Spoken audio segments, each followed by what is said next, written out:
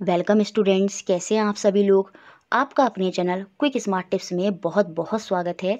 जैसा कि हमारी सीटेट साइंस की रिवीजन सीरीज़ चल रही है और उसमें आज ये हमारी क्लास 5 है, जिसमें हम फिर से 15 बहुत ज़्यादा इंपॉर्टेंट क्वेश्चन देखेंगे जो आपके आने वाले 31 जनवरी को जो सीटेट है वहाँ पर बहुत ज़्यादा मदद करेंगे।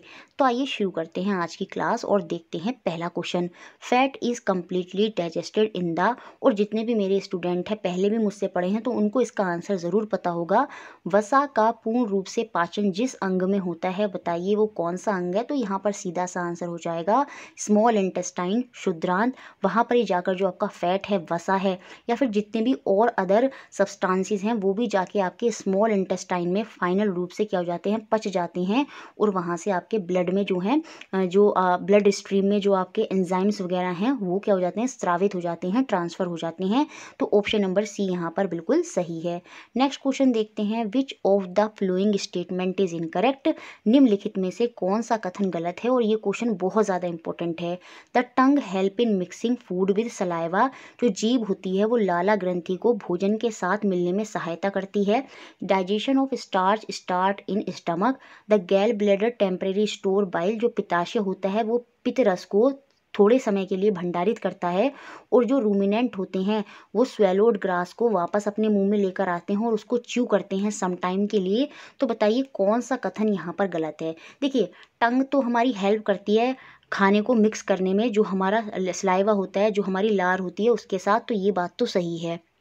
The gall bladder temporary store while. जी हाँ, जो पित्ताशय होता है वो पित्त रस को थोड़े समय के लिए स्टोर करता है, क्योंकि उसका ट्रांसफ़र कहाँ हो जाता है, स्मॉल इंटेस्टाइन में वो चला जाता है। तो वो टेम्पररी रूप से कहाँ स्टोर होता है, आपकी गैल ब्लैडर में होता है। कि ये बात बिल्कुल सही है। ये सारे पॉइंट आपको वैसे भी ध्यान रखने हैं, ठीक है। क्वेश्चन आ जाएगा the dash temporary store bile. तो क्या होगा वहाँ पर आंसर, गैल ब्लैडर पित्ताशय, ठीक है। तो किस तरह से भी क्वेश्चन पूछ सकता है, क्योंकि इसका एक एक सेंटेंस आपके लिए इंपॉर्टेंट है, क्योंकि सब एनसीईआरटी से हैं। The ruminant bring back swallowed grass into their mouth and chew it for some time. जी हाँ, जो रूमिनेंट होते हैं वो क्या होते हैं, वो कौन से जानवर होते हैं, जैसे काऊ, हॉर्स।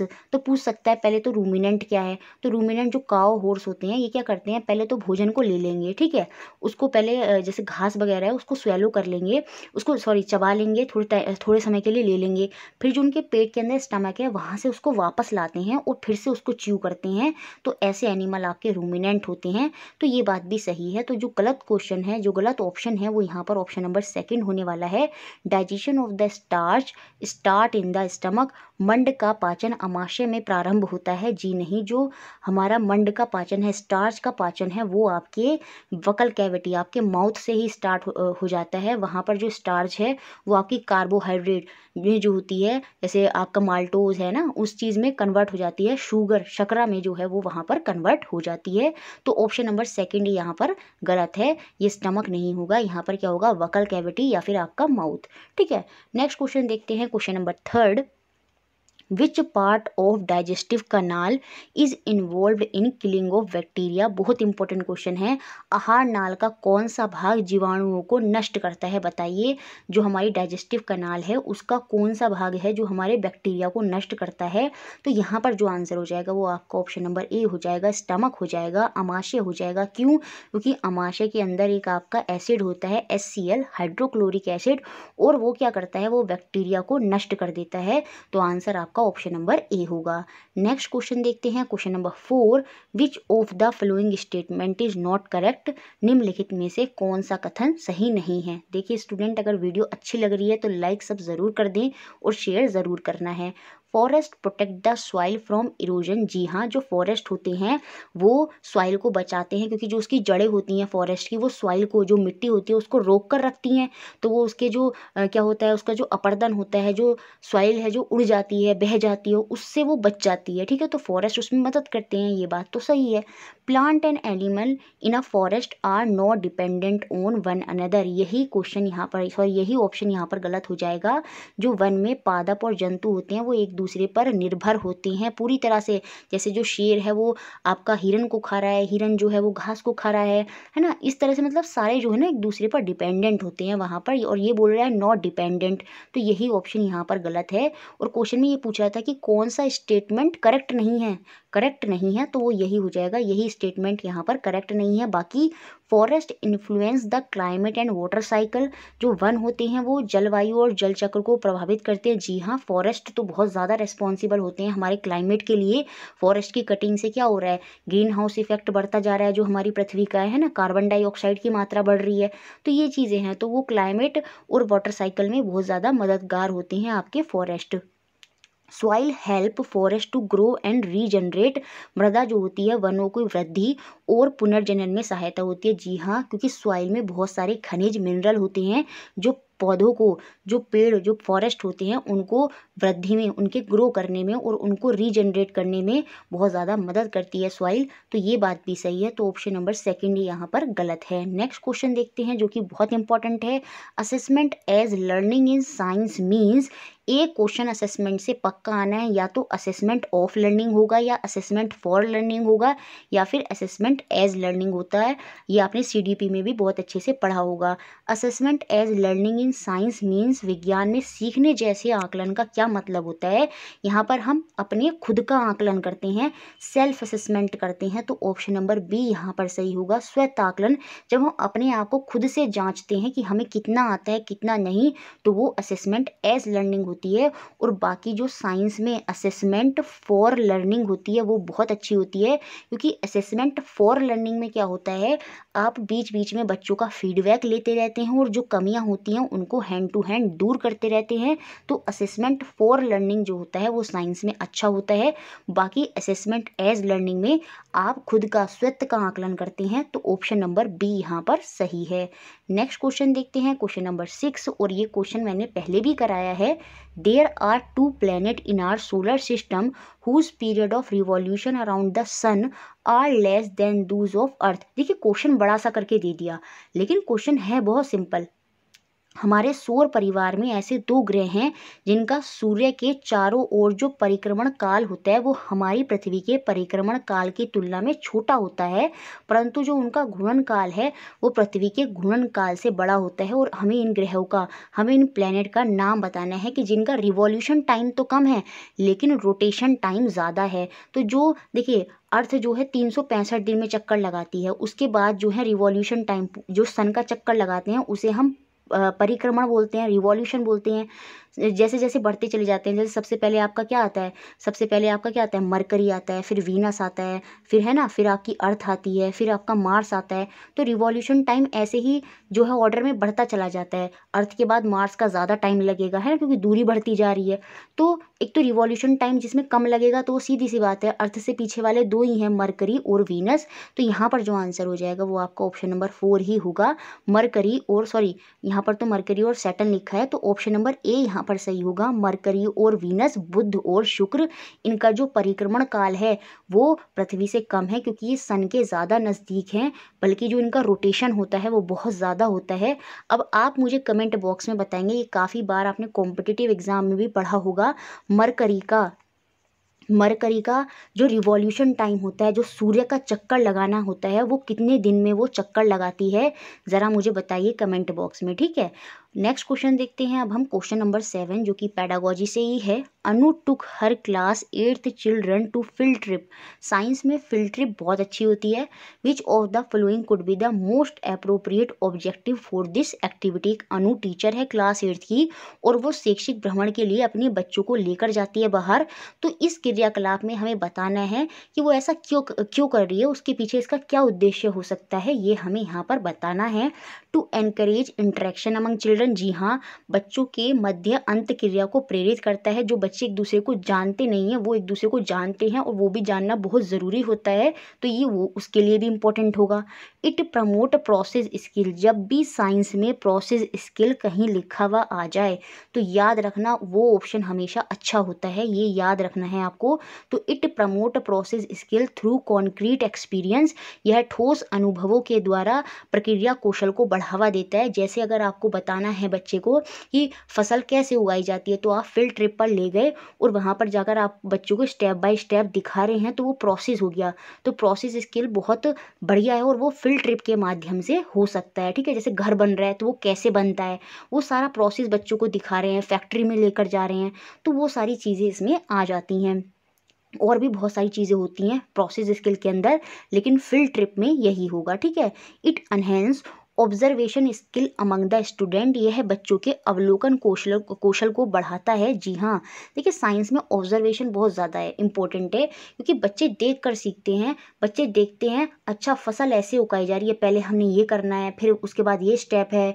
अच्छा पेड़ों को पहले हमें क्या करना है, पहले बीज होता है ना, फिर किस तरह से पेड़ जो है वो विकसित हो रहा है। तो ऑब्जर्वेशन में बच्चा देख रहा है कि अच्छा जो कोई केमिकल रिएक्शन हमें करानी है, कि सर ने पहले पानी लिया, नली ली, उसके अंदर थोड़ा सा पानी डाला है ना, फिर उसके अंदर थोड़ा सा जो भी सब्सटेंस डालना है वो डाला। इस तरह से बच्चों की जो अवलोकन शक्ति है देखने की, वो यहाँ पर विकसित करना होता है फील्ड ट्रिप में, क्योंकि फील्ड ट्रिप में भी क्या होता है, बच्चे देखते ही तो हैं चीज़ों को, तो ये बात भी सही हो जाएगी। It break the monotony of class as well as the teacher, यह शिक्षक और कक्षा की एक लय को तोड़ता है। जी नहीं, फील्ड ट्रिप कभी भी बच्चे और कक्षा की लय को नहीं तोड़ेगा, तो ये डी ऑप्शन सही नहीं है। बाकी ए बी सी तीनों सही हैं, तो ऑप्शन नंबर 1 यहाँ पर बिल्कुल सही होगा। नेक्स्ट क्वेश्चन देखते हैं, question number 8, which of the following statement is not correct, निम्नलिखित में से कौन सा कथन यहाँ पर गलत है, सही नहीं है, ये हमें फिर से बताना है।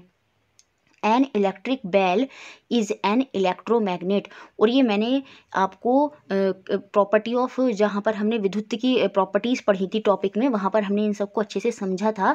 विद्युत घंटी में विद्युत चुंबक होता है, जी हाँ, तभी तो वो बचती है और फिर से पीछे हट जाती है, फिर से बचती है, क्योंकि वहाँ पर विद्युत चुंबक जो होता है, इलेक्ट्रोमैग्नेटिक जो होता है, एक वायर के ऊपर है ना कॉइल जो है गोल गोल फोल्ड होती है, तो वो आपका इलेक्ट्रोमैग्नेट की तरह काम करती है इलेक्ट्रिक बेल। ये बात बिल्कुल सही है, और गलत कथन हमें यहाँ पर बताना है।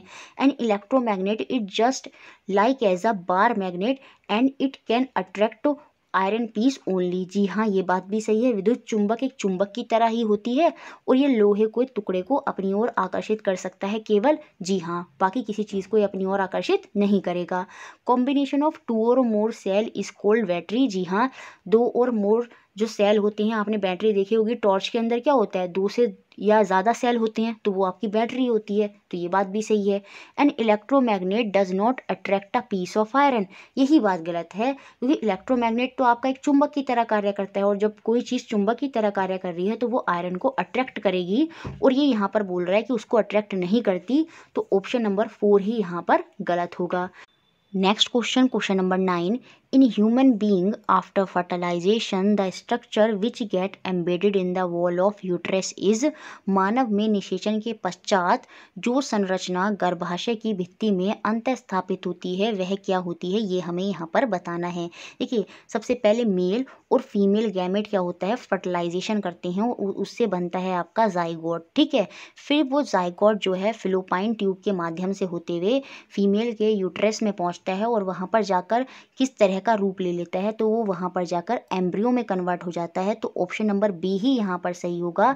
The structure which get embedded in the wall of uterus, वो क्या होता है, वो आपका भ्रूण होता है, वो एम्ब्रियो ही होता है, तो ऑप्शन नंबर बी यहाँ पर सही है। Next question, question number 10, cheek cell do not have, कपोल कोशिकाओं में नहीं होता क्या, ये हमें बताना है। जो हमारे गाल की कोशिकाएं होती हैं उनमें क्या नहीं होता, सेल मेम्ब्रेन, कोशिका झिल्ली बिल्कुल होती है, न्यूक्लियस बिल्कुल, केंद्रक, हमारी जो कोशिकाएं होती हैं गाल की उनके अंदर केंद्रक भी होता है, गोल्गी उपकरण, गोल्गी एपरेटस भी होता है बिल्कुल, और ये जो प्लास्टिड होता है, ये जो लवक होता है, ये नहीं होता, क्योंकि ये तो हमारा पादप में होता है, प्लांट में होता है, तो यहाँ पर जो गलत है वो ऑप्शन नंबर डी ही है, कि चीक सेल में कौन सी चीज़ नहीं होती, तो वो आपका प्लास्टिड होगा, ऑप्शन नंबर डी लवक। नेक्स्ट क्वेश्चन देखते हैं, question number 11, the metal which produce hydrogen gas on reaction with dilute hydrochloric acid as well as sodium hydroxide solution, धातु जो तनु हाइड्रोक्लोरिक अम्ल और सोडियम हाइड्रोक्साइड के सॉल्यूशन के साथ अभिक्रिया कर हाइड्रोजन गैस बनाता है, वो हमें यहाँ पर बताना है, और ये टॉपिक सीरीज़ में हमने बहुत अच्छे से पढ़ा है। कमेंट बॉक्स में या सॉरी डिस्क्रिप्शन बॉक्स में मैं लिंक दे दूंगी, अगर किसी ने टॉपिक सीरीज़ नहीं देखी है तो प्लीज़ उसको देखें। तो यहाँ पर जो आंसर होगा वो आपका ऑप्शन नंबर सी होगा, एल्युमिनियम। एल्युमिनियम जो होता है ये काफ़ी रिएक्टिव होता है, सोडियम से तो कम होता है, लेकिन ये हाइड्रोजन गैस देता है जब इसकी रिएक्शन होती है हाइड्रोक्लोरिक एसिड से या सोडियम हाइड्रोक्साइड से। जिंक भी होता है ना, जिंक ऑप्शन में नहीं है, तो पहले तो एल्युमिनियम ही आएगा, तो ऑप्शन नंबर सी यहाँ पर बिल्कुल सही है, ठीक है। नेक्स्ट क्वेश्चन देखते हैं, question number 12, which is thermosetting plastic, निम्नलिखित निम्नलिखित में से कौन थर्मोसेटिंग प्लास्टिक है। देखिए, दो तरह की प्लास्टिक होती है, एक होती है आपकी थर्मोप्लास्टिक और एक होती है आपकी थर्मोसेटिंग। थर्मोप्लास्टिक वो प्लास्टिक होती है, खाली थर्मोप्लास्टिक। थर्मोप्लास्टिक वो प्लास्टिक होगी जो मुलायम होकर पिघल जाती है, ठीक है, फिर से दोबारा क्या हो जाएगी, कठोर हो जाएगी, फिर से आप उसको पिघलाएंगे तो वो फिर से पिघल जाएगी, तो वो आपकी थर्मोप्लास्टिक होती है। जैसे आपकी पॉलीथीन वगैरह हो गई, वो उसी के अंदर आती हैं, थर्मोप्लास्टिक के अंदर। लेकिन जो थर्मोसेटिंग होती है ना, वो एक बार सेटल हो जाती है ना, और उसके बाद आप उसको हीटिंग करते हैं तो वो पिघलती नहीं है, तो वो आपकी थर्मोसेटिंग होती है। और उसके अंदर क्या आ जाता है आपका बेकेलाइट और मेलामाइन। तो ऑप्शन नंबर ए यहाँ पर सही हो जाएगा। सीटेट में थोड़ा अलग करके क्वेश्चन आया था, लेकिन इसी से रिलेट करता हुआ था, तो ये आपको पता होना चाहिए। थर्मोसेटिंग में दो आते हैं, मेलामाइन और बेकेलाइट, वो आपके थर्मोसेटिंग होते हैं। तो ऑप्शन नंबर ए यहाँ पर सही होगा। ये जो है हीट करने पर पिघलते नहीं हैं। जैसे जो हमारे स्विच वगैरह होते हैं उनमें भी थर्मोसेटिंग प्लास्टिक ही होती है, आपने देखा होगा, वो पूरी तरह से पिघलती नहीं है, वो काला हो जाता है। क्यों? क्योंकि वो थर्मोसेटिंग प्लास्टिक होता है, ठीक है। नेक्स्ट क्वेश्चन देखते हैं, question number 13। The process of converting sugar into alcohol is known as. शर्करा को अल्कोहल में परिवर्तन करने की प्रक्रिया डैश नाम से जानी जाती है, और ये सभी को पता होगा। इसको हम क्या बोलते हैं? ऑप्शन नंबर सी, किंडवन फर्मेंटेशन। और फर्मेंटेशन की खोज किसने की थी? ये क्वेश्चन भी इंपॉर्टेंट है। उसका आंसर हो जाएगा आपका लुईस पास्चर। कौन हो जाएगा? लुईस पास्चर ने ही फर्मेंटेशन की खोज की थी, और फर्मेंटेशन में शुगर जो है वो अल्कोहल में कन्वर्ट हो जाती है, यही आपका किंडवन होता है। दूध का दही बनना भी आपका फर्मेंटेशन होता है, किंडवन होता है, और इसकी खोज लुईस पास्चर ने की है, ठीक है। नेक्स्ट क्वेश्चन देखते हैं, question number 14। Which of the following condition is not essential to grow maize. मक्का उगाने के लिए निम्नलिखित में से कौन सी परिस्थिति अनिवार्य नहीं है। देखिए, मक्का जो है, ये मैंने आपको पहले ही एक दो सीरीज में आपको पूरा समझाया था। खारिफ जो हमारी गर्मी की फसल होती है, रावी जो हमारी विंटर की फसल होती है।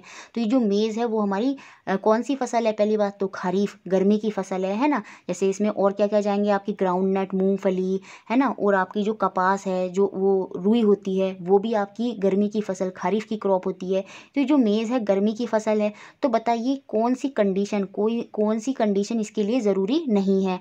हाई टेम्परेचर, जी हाँ, गर्मियों के टाइम की फसल है, समर है तो टेम्परेचर तो हाई चाहिए, ठीक है।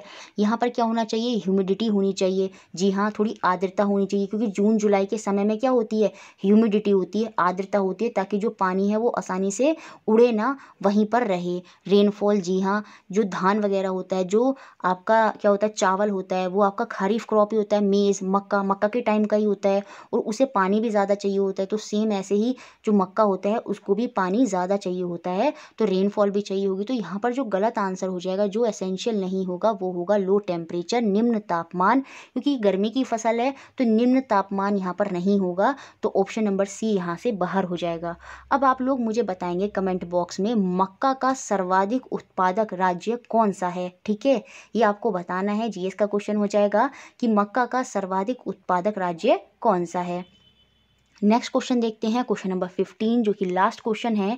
The gas which form carboxy haemoglobin in the blood causing suffocation is. Gas जो रक्त में कार्बोक्सी हीमोग्लोबिन बनाती है जिससे आपका दम घुटने लगता है, वो कौन सी गैस होती है? जैसे आपने पहले कभी सुना भी होगा, जैसे बहुत से लोग क्या करते हैं, अंगीठी वगैरह जलाते हैं ना जाड़ों में, तो वो क्या होता है, उसको अपने कमरे में रख लेते हैं, तो उससे क्या हो जाता है, बहुत लोगों का आपने सुना होगा पहले कि सफोकेशन से डेथ हो गई। तो वो कौन सी गैस रिलीज होती है उनमें? उनमें कार्बन मोनोऑक्साइड गैस रिलीज होती है, और ये क्या करती है, हमारे ब्लड के साथ जाकर हमें सफोकेशन करती है। तो ऑप्शन नंबर 4 यहाँ पर सही होगा। कौन सी गैस? कार्बन मोनोऑक्साइड, जिसको हम CO भी बोलते हैं। तो ये थे हमारे 15 क्वेश्चन। आपको अच्छे लगे हों तो प्लीज़ वीडियो को लाइक ज़रूर करना है, शेयर तो सबसे ज़्यादा ही करना है, और इसी तरह हमारे साथ जुड़े रहना है। Thank you for watching.